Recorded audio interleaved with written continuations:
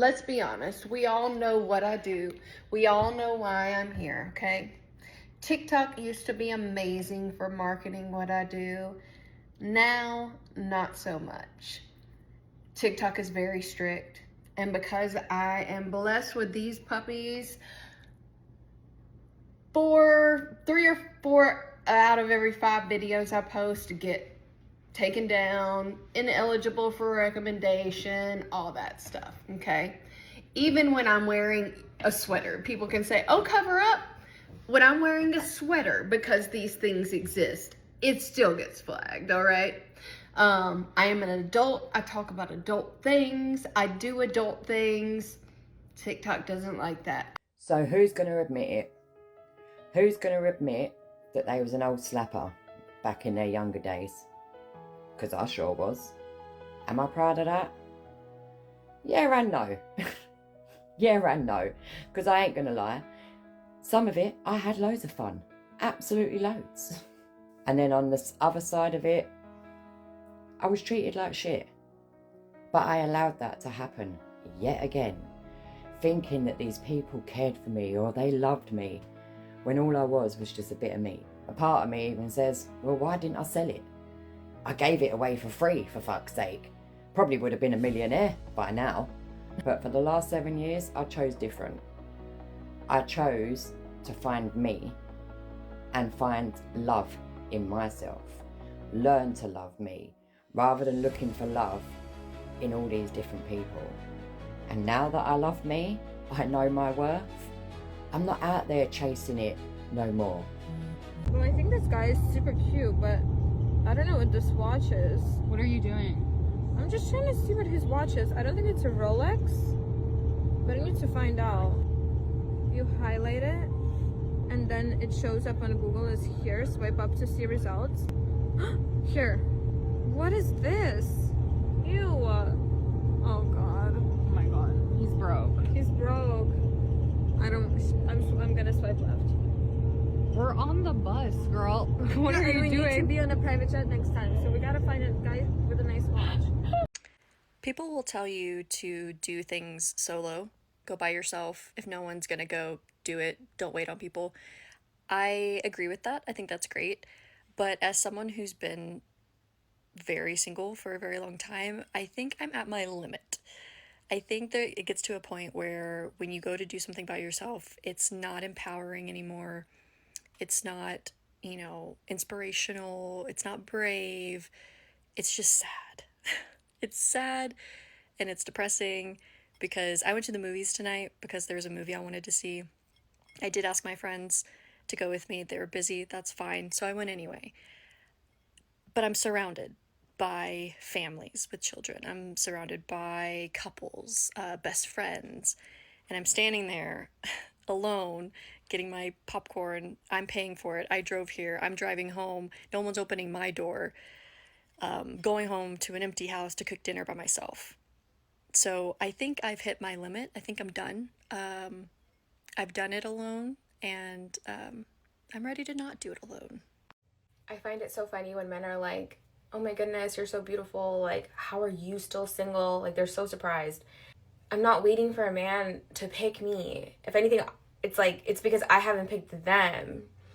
You know what I mean? Like, if men had all the say here, I'd already be taken. Because, of course, there's people that want to date me. Hello. I think that they still haven't accepted the fact that, like, we don't want to date them. You should be concerned because it means that, like, you're not doing a good job at convincing us that we should have a man. I don't know if it's just me, but does anyone else feel like using Hinge or just like using online dating apps in general, like it turns you into such a bad person? Like, I'm not being funny. Before I started like actually using Hinge, like a couple of months ago, I was a good communicator, I was a good texter. Like, I always said to myself, if someone can't be bothered to text you at least once a day, then they obviously don't give a fuck about you. Because like, even if you're busy, you still have time to text someone once a day. Like, come on, it takes literally like 2 minutes. And then that's literally what I've been doing to people. Literally all the stuff that I would call out like my guy friends for, like previously, I'm literally fucking doing it, and I didn't even mean to do it on purpose. Like, I've literally been texting people like, oh, sorry, I've been so busy, because I haven't replied to them in like 2 weeks. 2 fucking weeks. Like, this is not good. Bearing in mind, these are people that I've actually met in person now as well, so I feel like that's actually kind of bad. I don't know. Because I specifically remember having this conversation with my friends, like, I want to say like 6-7 months ago. This was a few months ago, but it was before I was kind of using Hinge, like a decent amount. And he was saying that he was speaking to this girl for 2 weeks. Like, they hadn't met in person, they'd just been texting. And he was like, oh, I'm not feeling it. I'm just like gonna cut her off and not talk to her again. I was like, what? That's such a horrible thing to do to someone that you've been speaking to for 2 weeks. You know, you're speaking to them all day, every day for 2 weeks. That's a decent amount of time. And then he was like, who gives a fuck? I was like, you should give a fuck. But now I've literally been fucking ghosting people that I've met in person. And you know what? I've been called out for it twice in the last like week and a half. Like, one guy, I went on one date with him like 2 months ago. He was the one that I made a date debrief about, and it was such a bad date. Like, it just wasn't for me. Texted him after the date saying thank you for the date, but then after he replied, I just never chatted to him again.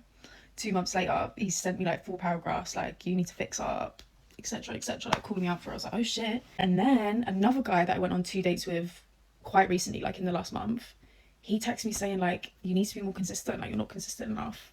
I was like, shit, like, what has these fucking apps done to me? I'm not a good person anymore. She is complaining that the algorithm is suppressing her videos, trying to frame herself as a victim of censorship just because she can't easily funnel traffic to her adult content. She built a lifestyle around trading purely on her physical assets, and now she's hitting a wall because a mainstream platform is enforcing basic community standards, acting shocked when a family-friendly app refuses to act as a free marketing billboard for her explicit business.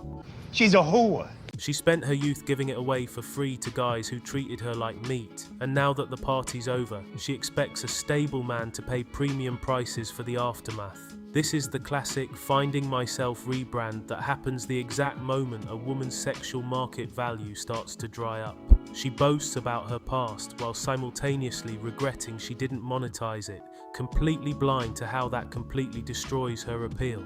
You're a damaged goods lady. She spent her prime years buying into the modern myth of the independent woman who doesn't need anyone, only to hit her late 30s and realise that isolation isn't an achievement. She finally maxed out her capacity for self-delusion because going to the movies solo isn't empowering anymore. It's just a stark reminder that she has to buy a cat.